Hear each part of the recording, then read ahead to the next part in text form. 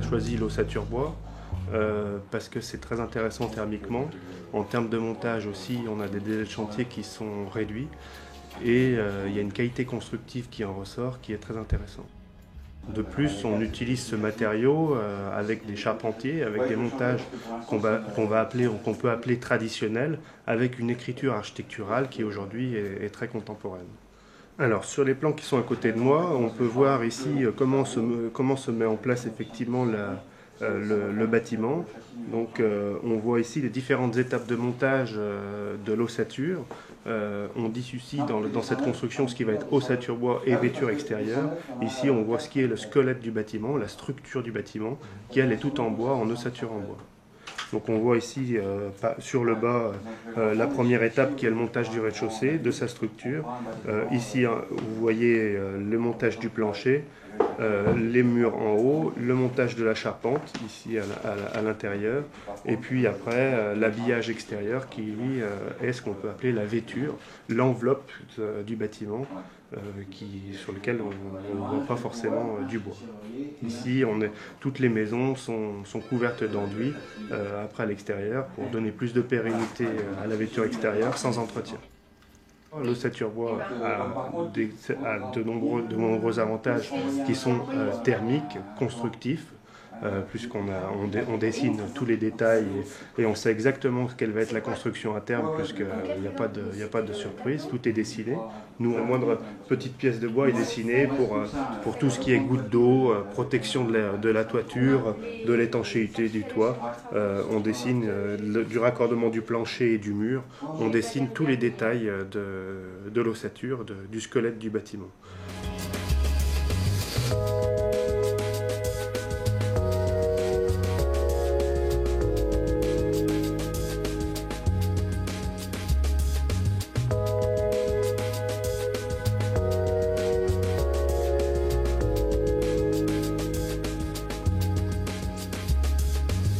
Aussi ajouter que les matériaux aussi évoluent, les vêtures et les matériaux évoluent.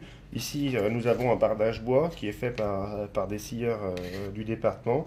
Les éléments s'emboîtent, ce sont des bois simples. Et en spray, on a des vêtures qui peuvent se mettre soit à la verticale, soit à l'horizontale, et qui donnent une écriture contemporaine aux matériaux. Par cette recherche sur les matériaux, on va vers une recherche d'un nouvel esthétique, d'un esthétique contemporain qui est intéressant avec des matériaux traditionnels. Nous voilà à Ferme d'Auzan, au sud de Pont-de-Vaux, devant une magnifique ferme du 16e, 17e. C'est difficile de donner une époque précise parce que probablement tous ces bois sont déjà des bois de récupération. En architecture, l'élément fondamental, c'est que la maison tienne quand on va être dessous. Donc, une construction, elle est soumise à des pressions de vent, des pressions de neige, et on comprend bien qu'une boîte, pour éviter ce mouvement-là, on est obligé de mettre des éléments en biais qui rigidifient la boîte. Alors, ce qui est intéressant pour notre époque, d'analyser et de regarder ce type de construction, et ce que l'on retrouve toujours dans les constructions contemporaines, c'est la structure bois. Ici, on voit que l'expression propre du bois, c'est sa structure. Donc nous retrouvons les poteaux, comme dans une construction contemporaine. Nous retrouvons des bois horizontaux, des bois verticaux, des bois de contre-ventement en biais. Tous ces thèmes-là se retrouvent toujours dans nos constructions. Lorsque nous construisons des maisons en bois, nous devons nous éloigner du sol. Il y a des distances qui sont moins importantes que celles-là. À notre époque, c'est au minimum 20 cm au-dessus, 15-20 cm au-dessus du terrain naturel. Mais nous retrouvons toujours la même traditionnalité dans la construction.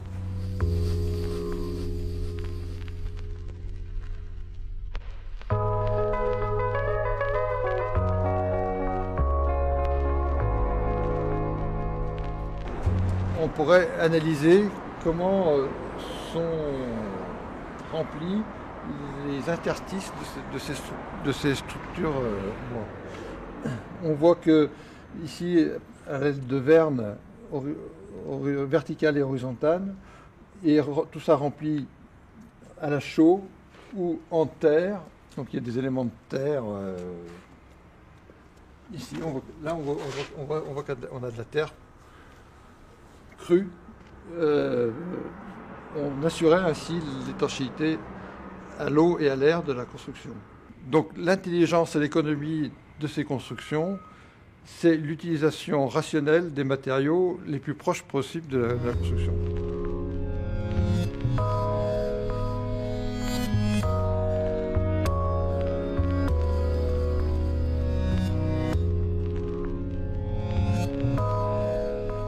Si nous voulons développer nos pays ruraux, il est important que la petite industrie reste sur place et sache produire des éléments de deuxième et troisième transformation. Tout le pari est là.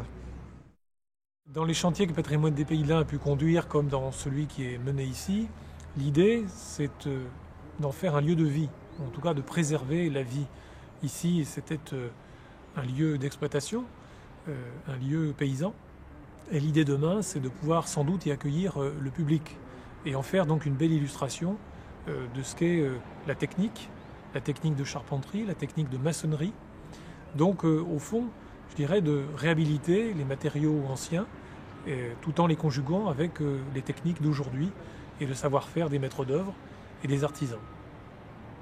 Ce que je vous présente, c'est un projet de salle de spectacle qui est pour la commune de Rérieux, dans le département de l'Ain, qui est une salle de spectacle dessinée en forme de galet, donc une forme architecturale contemporaine, un peu innovante qu'on n'a pas l'habitude de voir, et qui est ici tout en ossature bois. Sur une forme comme ça, de travailler le bois, effectivement, on peut se dire que c'est intéressant parce que ça amène un peu de la finesse constructive. On a des assemblages et on dessine des choses qui sont au millimètre. Ici, sur une forme d'ogive et ces formes d'habillage qui vont être sur l'extérieur, on a un travail qui se fait, qui est très pointillé au millimètre sur cette forme-là. Donc, ici, le maître d'ouvrage, lors de la visite du chantier, il nous avait dit qu'il voulait une forme sécurisante. Alors, une forme sécurisante, pour nous, ça a tout de suite pris une forme arrondie, souple. Et on s'est dit que cette forme-là n'offrait pas de recoins, était souple et du coup donnait cette sécurité. Et après, une fois qu'on avait effectivement cette forme ronde en plan, on a voulu lui donner un volume, puisque effectivement ici c'est un élément de scène. Nous avons affaire à une salle de spectacle. Il y avait un côté fête à trouver et forme un peu innovante. Et du coup, cette forme ronde, on lui a donné des arrondis aussi en volume et a pris la forme du galet. On a trouvé que ça résonnait bien aussi avec Rérieux, qui est au bord de Saône, et effectivement dans lequel il peut y avoir des galets, et la forme architecturale du projet prend une forme comme si c'était un galet qui s'était échoué là et qui venait, dans lequel venait se créer le spectacle.